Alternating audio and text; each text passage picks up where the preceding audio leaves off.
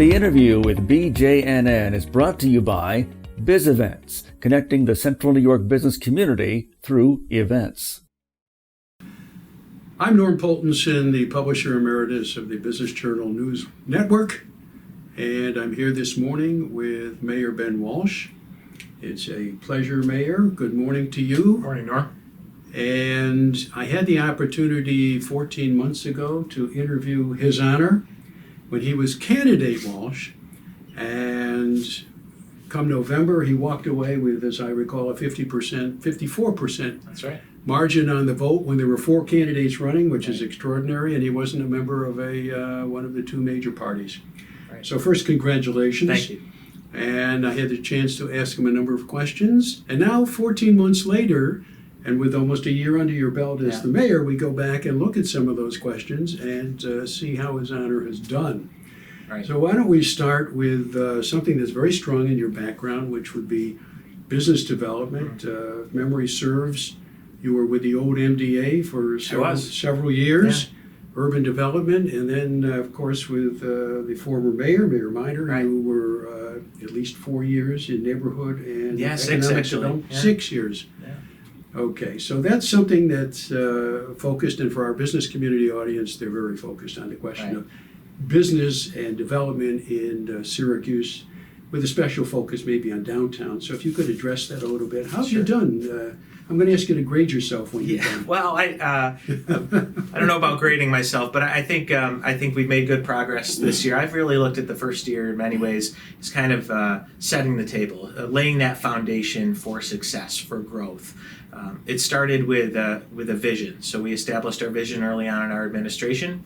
It's for Syracuse to be a growing city that embraces diversity and creates opportunity for all. So to unpack that a little bit, diversity is literally and figuratively in the center of that statement. We live in a very diverse city. We believe that's among our greatest strengths and something we need to embrace and leverage. But at the beginning of that statement, we talk about growth. We all know that as a region, as a city, we have not grown by most metrics in recent decades. And so in order to achieve our full potential, to address the problems that we have, we need to grow. But getting to the end of the statement, we have to do it in a way that ensures opportunity for all. So it's not just about downtown. It's not just about certain businesses or institutions being successful. It's about everyone being successful. And again, I think this year we've established that vision. We've started to create the right culture in City Hall to support that vision, and I'm excited about what's to come. Okay, well, running any business, and yours is a very large business with a budget that's approaching $700 million. That's right, yeah. Okay, you have to have markers. So in order to know whether you're successful or not, you've got to have some benchmarks. Right. What are you using as benchmarks? So along with that visioning process, we went through a strategic planning process early on and identified 4 objectives that we were going to hold ourselves accountable to and also empower the community to hold us accountable to. And we've created a dashboard to measure our progress on those metrics. The first one is to achieve fiscal sustainability. We know that we need to do that if we want to accomplish everything else that we want to do.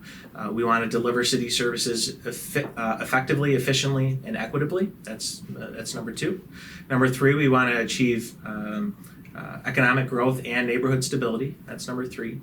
And number 4, we want to enhance constituent engagement and response. So both getting the engagement, getting constituents to communicate with us, and then ensuring that we're providing sufficient responses. So for each one of those objectives, we have key results. Again, we have a public-facing dashboard that you can go onto the city's website and see how we're doing on each one of those metrics, and so we're tracking every day. I know our current president gave himself an A+ a couple of weeks ago, and how well he's doing. How well are you doing? I'm my own biggest critic. One thing I'm trying to force myself to do is to occasionally sit back and enjoy some of the small wins. But there's so much to do, and we're only in year 1, just finishing year 1. So again, I'm going to let my constituents grade me, and they'll have the opportunity to do that in a very real way in 3 years. But in the meantime, I'm going to be very hard on myself. I'm going to hold myself and my administration to a very high standard. And going back to those metrics that we're measuring, we're using a green, yellow, red system to show how we're performing. And if it gives you any indication, if we're green too long, if we're achieving our goals, we raise the bar. So it's not. We don't want to get too comfortable. If we're doing something well, that tells me we can do it even better. Well, I'm glad you're using green, yellow, and red as your guide for that, since the traffic light was invented in Syracuse in 1924 by Crouse Hines. So, right.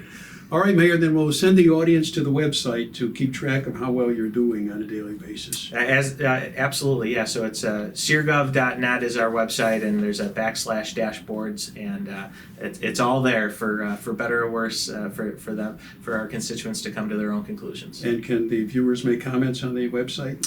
So we, not specifically on that dashboard, but we have lots of ways to provide feedback. Certainly all of our social media platforms. You can send emails to mayor@syrgov.net. So we're trying to find as many ways as possible for people to communicate with us. Okay. That's important. Well, one of the things we talked about 14 months ago was the question of the crumbling infrastructure. And I know you deal with that all the time, and you reminded me that yesterday you were out there on North Beach Street checking another water main break. Right. We talk about roads. These are things you have some control over. When the bridges fall down, you don't have control over that, I presume. They're not your bridges. I learned that the hard way. But they fall on your citizens, right? So what's happening with infrastructure in the last year since you've been in office? Well, it is a significant challenge, and I'm quick to remind myself and others that it is not a challenge that is unique to Syracuse, that's unique to Onondaga County, even unique to New York State. This is a national issue.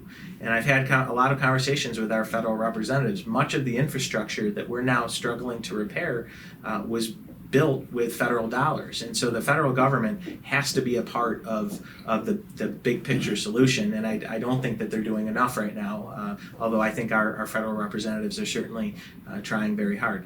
The state plays a role too, and I've had conversations with Governor Cuomo, and I think that they're certainly doing their part in helping us.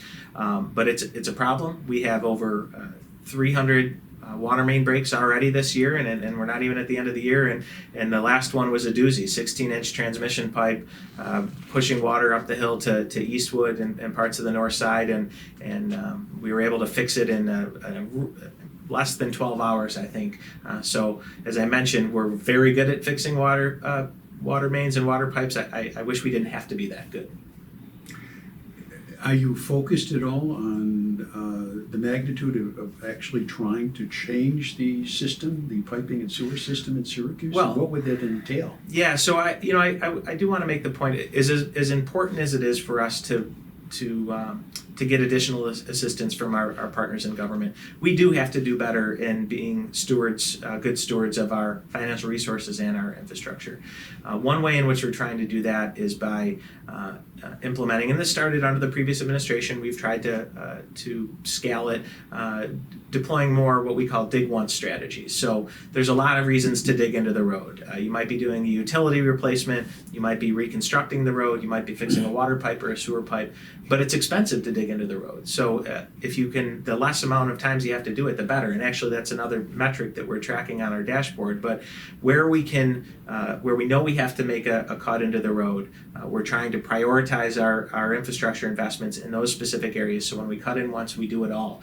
Ironically, Beach Street, North Beach Street, where we just were, is on our list for dig once next year, and we'll still do it. Clearly, we prioritized properly, and we're able to do that through state support from Assemblyman Magnarelli that is enabling us to do it there, and then over on Butternut Street on the north side. So it's about securing those resources, but then being efficient and good stewards of those resources.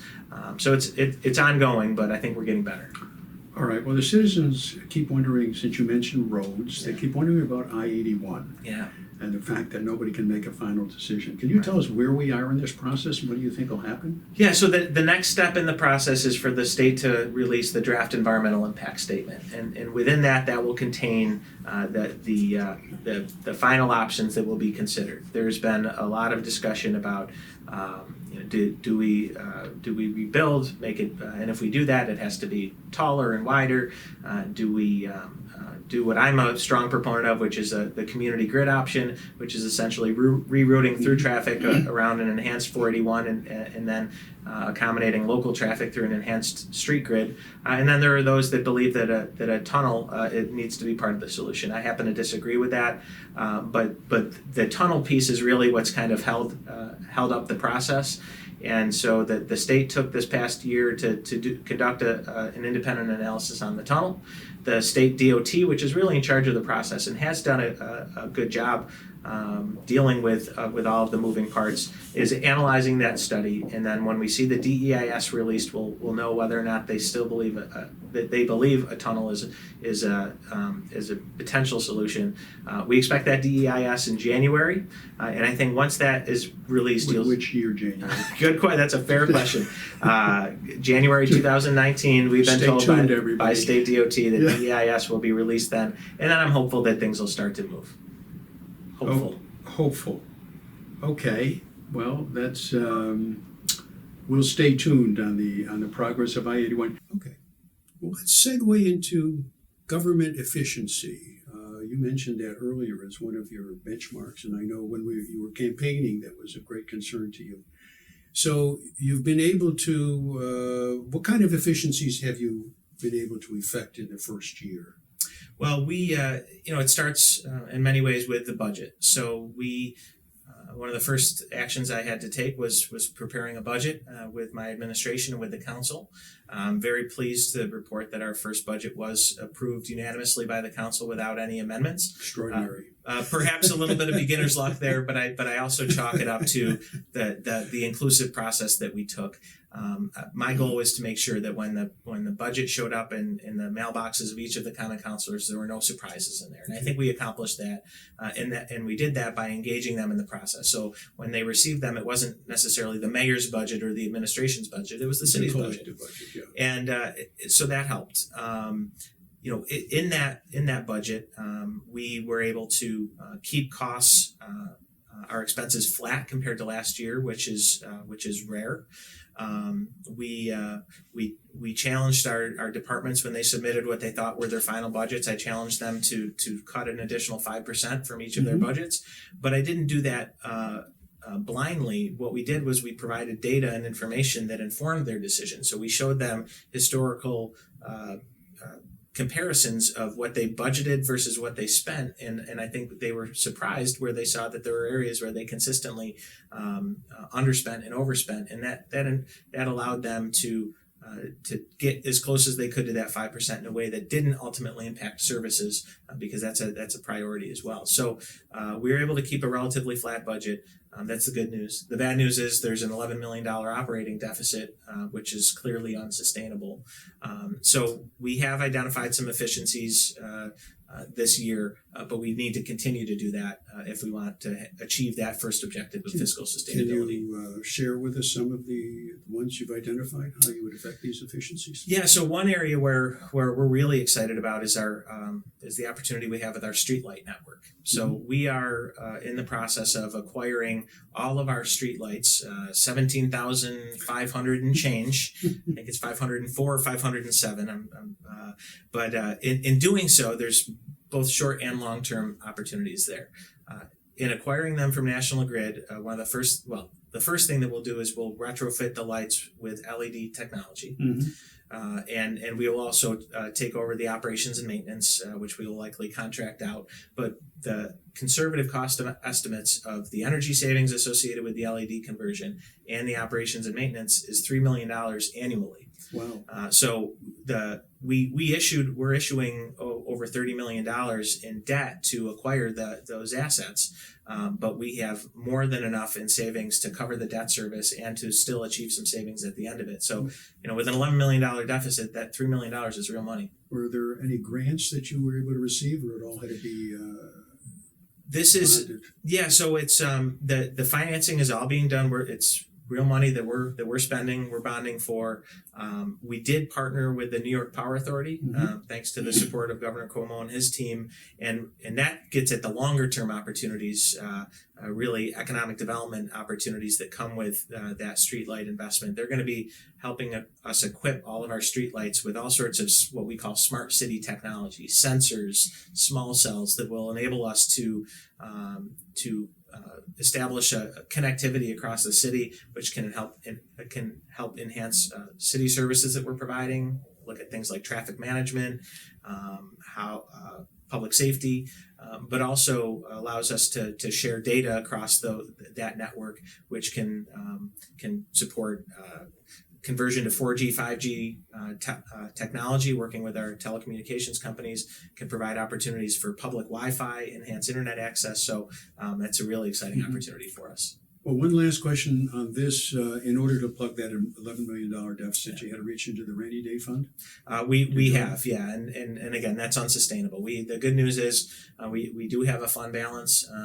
It's around $50 million, but it continues to go down. We need to stop that as quickly as possible in order to be sustainable. So it's a work in progress. We're not there yet.